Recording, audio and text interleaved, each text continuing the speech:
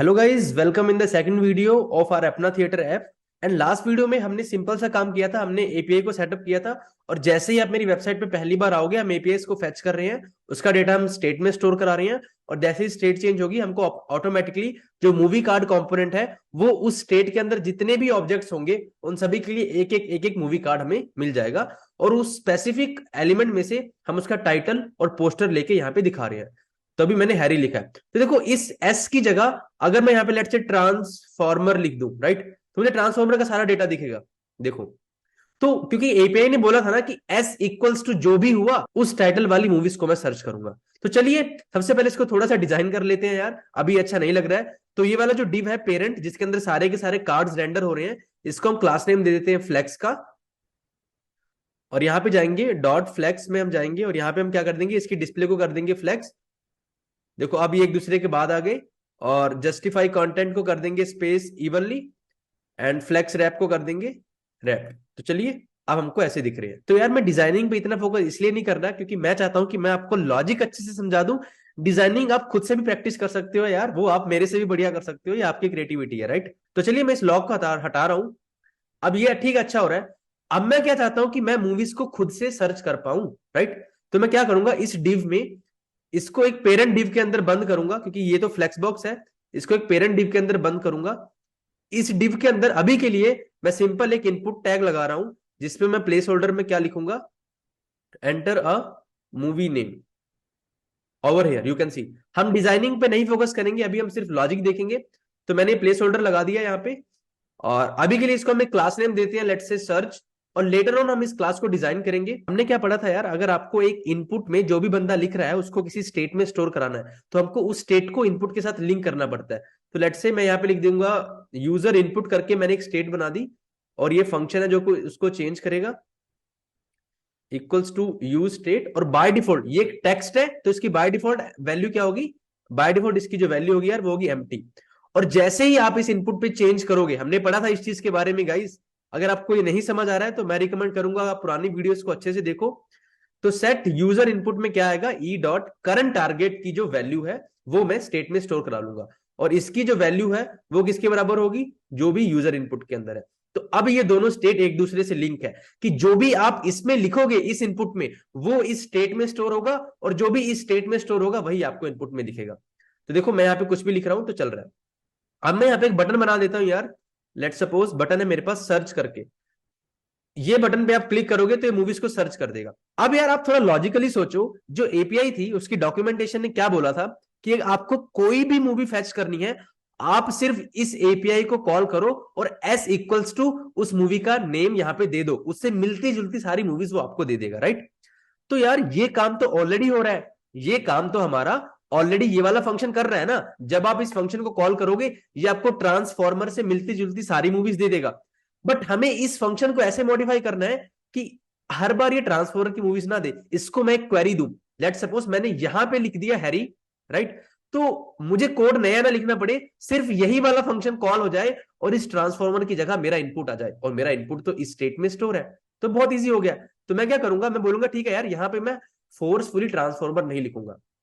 तो S equals two plus, और मुझे यहाँ पे लेट से नेम आपको देना पड़ेगा। तो जो भी नाम आप दोगे मैं उसको यहाँ पे एंड में ऐड कर दूंगा। लेट सपोज आपने लिखा ट्रांसफॉर्मर, तो एस इक्वल्स टू, अब नेम भी एक स्ट्रिंग है, तो दोनों की दोनों स्ट्रिंग आपस में कॉन्कैट हो जाएंगी, तो वो आपका नेम यहाँ पे रिप्लेस हो जाएगा। और अगर आप ये वाला सिंटेक्स नहीं फॉलो करना चाहते, तो आप डायरेक्ट इसको यहां से रिमूव करो, डबल कोट्स को आप इस सिंबल से रिप्लेस करो, शिफ्ट और टिल्डो, और यहां पे आप डॉलर का साइन लगाओ और कर्ली ब्रैकेट्स। अब आप इस स्ट्रिंग के अंदर वेरिएबल्स लिख सकते हो। तो मैंने यहाँ पे नेम वेरिएबल लिया पैरामीटर में, और वही नेम मैंने यहाँ पे सर्च कर दिया। तो अब मैंने इस फंक्शन को ऐसे मॉडिफाई किया यार, कि जब आप इस फंक्शन को कॉल करोगे तो आपको बस पैरामीटर में एक नेम देना है, और उस नेम से मिलती जुलती ये सारी मूवीज आपको फेच करके दे देगा। तो चलिए, जब इनिशियली, अब देखो मैंने मूवीज को फेच किया तो हमारे पास कुछ नहीं आ रहा है। तो जब मैंने इनिशियली मूवीज को फेच किया, तब मैं लेट सपोज ट्रांसफॉर्मर की सारी, तो जब आप मेरी वेबसाइट पे पहली बार आए तो मैं इस फंक्शन को कॉल कर रहा हूं मूवीज का डेटा फेच करने के लिए। तो मैंने अब इस फंक्शन को यहाँ पे ट्रांसफॉर्मर नेम दे दिया। तो जैसे ही फेच मूवीज को मैंने कॉल किया और पैरामीटर में मैंने लिखा ट्रांसफॉर्मर, तो इस एपीआई में एस इक्वल्स टू ट्रांसफॉर्मर आ जाएगा और ये ट्रांसफॉर्मर की सारी मूवीज मुझे दे देगा यहाँ पे। देखो अब मैंने इसको सेव किया और ये आ रही है। अब मुझे क्या करना है यार कि जैसे ही आप सबमिट बटन पे क्लिक कर रहे हो, मुझे सिर्फ इसी फंक्शन को कॉल करना है। इस फंक्शन के अंदर मुझे आपके जो इनपुट है उसको दे देना है। तो मैं क्या करूंगा, ये जो बटन है आप डायरेक्टली यहां पे भी कर सकते हो। जैसे ही कोई बंदा इस बटन पे क्लिक करेगा तो यहां पे आपको एक फंक्शन देना होता है। तो मैंने इमीडिएटली यहीं पे एक एरो फंक्शन बना दिया।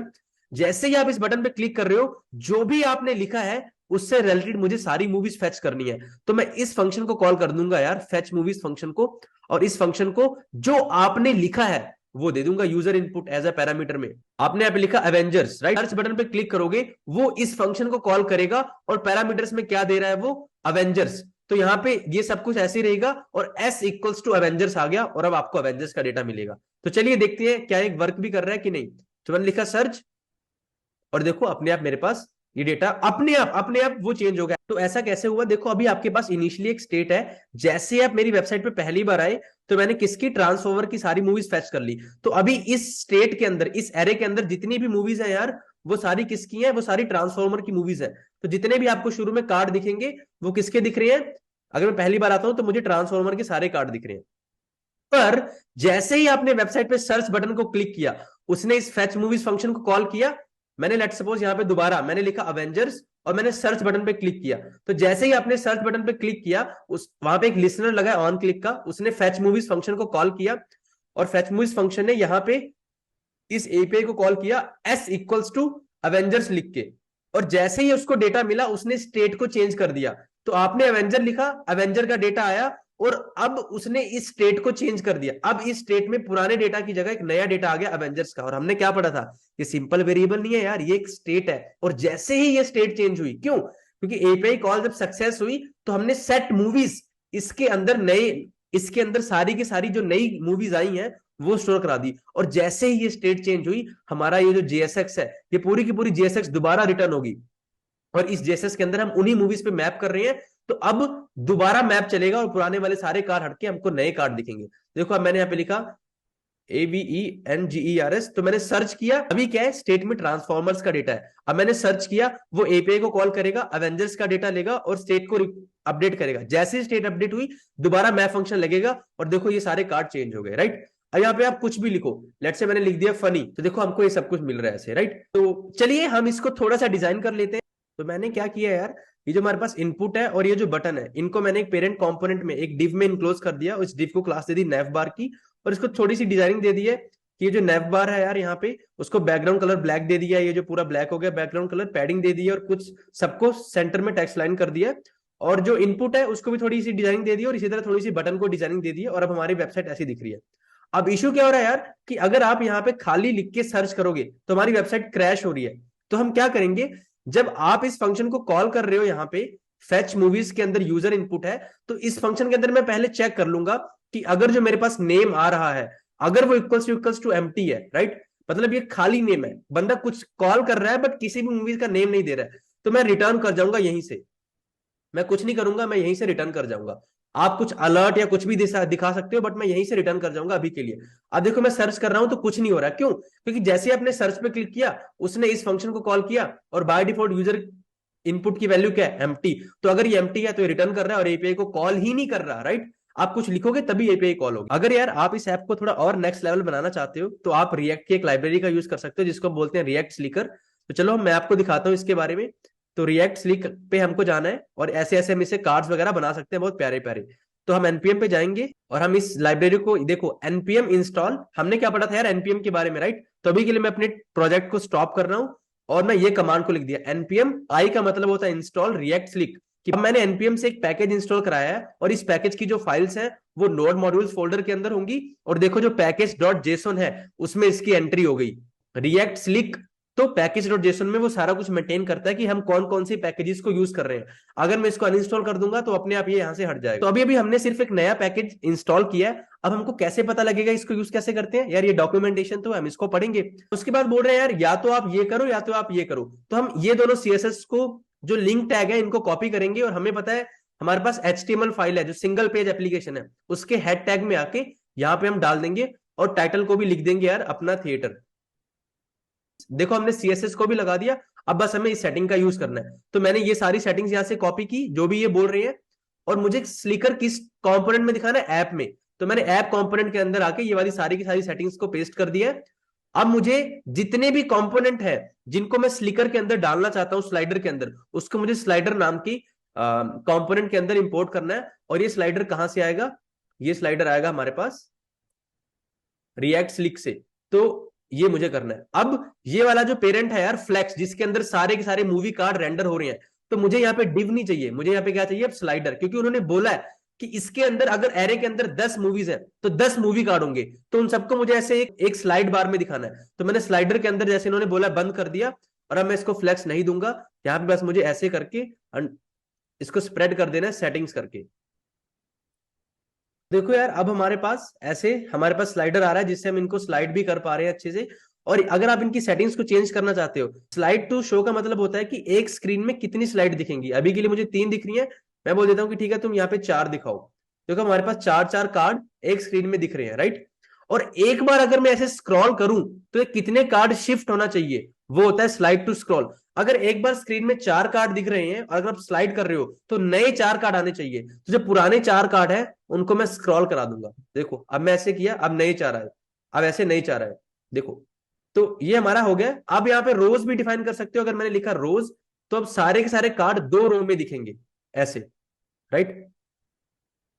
तो आई होप गाइज आपको ये समझ आया होगा। लेट सपोज यहाँ पे हम नई मूवी सर्च करते हैं। लेट से मैंने सर्च किया फनी, मैंने इसको सर्च किया, और देखो हमारे पास एकदम अच्छे से प्यारी सी वेबसाइट बन गई है जहां पे हम चीजें कर पा रहे हैं। तो अगेन मैं रिपीट करता हूँ, रिएक्ट स्लिक एक ऐसी लाइब्रेरी है यार जिससे आप ऐसे स्लाइडिंग एनिमेशन बना सकते हो। सबसे पहले हमने इसको npm से इंस्टॉल किया। दूसरा स्टेप था कि हमको इसकी CSS फाइल्स को अपने कोड में डालना था। तो CSS फाइल्स को हम कहां पे इंसर्ट कर सकते हैं, index.html फाइल में। क्योंकि ये हम इंपोर्ट नहीं करने हैं, CSS फाइल को हम बाय उसका जो लिंक है उससे इंपोर्ट कर रहे हैं। तो उसके लिए हमने यहाँ पे जो हमारा जो index.html है उसके हेड के अंदर इन दोनों CSS फाइल को हमने डाल दिया। उसके बाद तीसरा स्टेप है जो इन्होंने बताया ऐसे यूज करो। तो हमने सेटिंग्स नाम का एक वेरिएबल बना लिया यहाँ पे, और जितने भी मेरे मूवी कार्ड हैं उनको मैंने स्लाइडर कंपोनेंट के अंदर रैप कर दिया।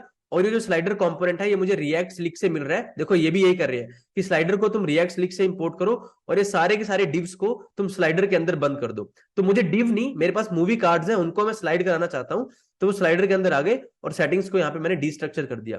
और स्लाइड टू शो का मतलब होता है कि एक स्क्रीन में कितने कार्ड्स आपको दिखेंगे, और स्लाइड टू स्क्रॉल क्या होता है कि एक बार आपने स्क्रॉल किया तो कितने स्किप होंगे, और रोज होता है कितनी रोज, और जो स्लाइडिंग की जो स्पीड होती है वो होती है ड्यूरेशन, और डॉट्स होते हैं ये वाले यार जो आपको डॉट्स यहाँ पे छोटे छोटे दिखते हैं। तो आई होप गाइज आपको यार ये मूवी ऐप अच्छे से क्लियर हो गया होगा। इसमें हमने अपने सारे कॉन्सेप्ट्स को रिवाइज किया, स्टेट्स, प्रॉप, यूज इफेक्ट और एपीआई कॉलिंग। एंड आने वाली वीडियोस में हम ऐसे ही बहुत सारे अच्छे अच्छे प्रोजेक्ट्स बनाएंगे। Make sure you subscribe the channel and hit the like button. और यार आप ये प्लेलिस्ट अपने दोस्तों को शेयर कर सकते हो जो कि रिएक्ट के अपडेटेड कंटेंट को देखना चाहते हैं और रिएक्ट को सीखने की कोशिश कर रहे हैं। तो आज की वीडियो के लिए इतना ही, मिलते हैं गाइस नेक्स्ट वीडियो में कुछ नई चीज के साथ। Take care.